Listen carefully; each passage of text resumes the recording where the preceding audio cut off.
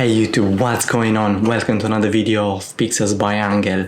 In this video, we will discuss about how UX designers can add value to a business. The field of UX design is vast and expansive. It impacts every organization in the world, so no business remains untouched by modern design sensibilities. But what is worth of good design to an organization? Do UX designers add value to businesses in tangible and intangible ways? So yes, studies suggest that the ROI of UX design could be as high as 9,900%. So studies show that companies that invest in UX see a lower cost of customer acquisition, lower support cost, increased customer retention, and increased market share. So according to a study done around 2015 by Forrester, when compared to their peers, the top 10 companies leading in customer experience outperformed the S&P index with close to triple the returns.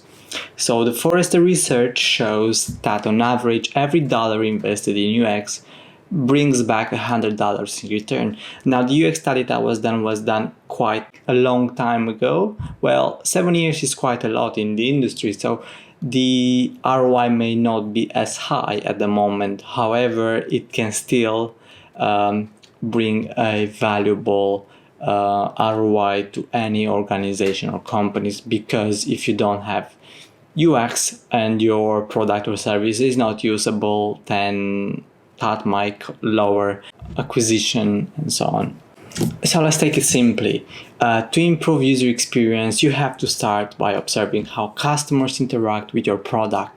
So the first step to improving your own UX is to conduct a usability assessment of your product, application, or website, depending on what we're talking about. So this process uncovers the most common problems. Often those are like usage analytics indicate UX issues with your product. But usability testing explains those issues. So to make UX a good part of your internal processes, after fixing usability problems, think about how you can incorporate UX design into your process to avoid making the same mistakes in the future. One way to do this is by integrating pattern libraries. A pattern library is a collection of previously used user interfaces that solve common design problems. So here you can think about how major social media platforms started using infinite scroll for user retention, or other platforms that started using the UI pattern of Instagram stories. I've seen the Instagram stories also on Revolut, for example, the way they present new products to the customers.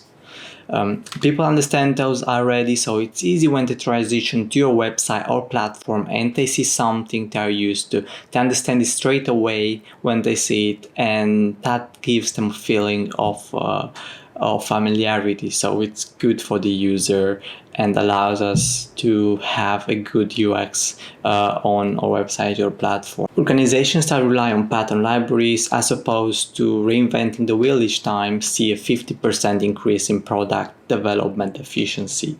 So you can develop your own pattern library or use a public library as well.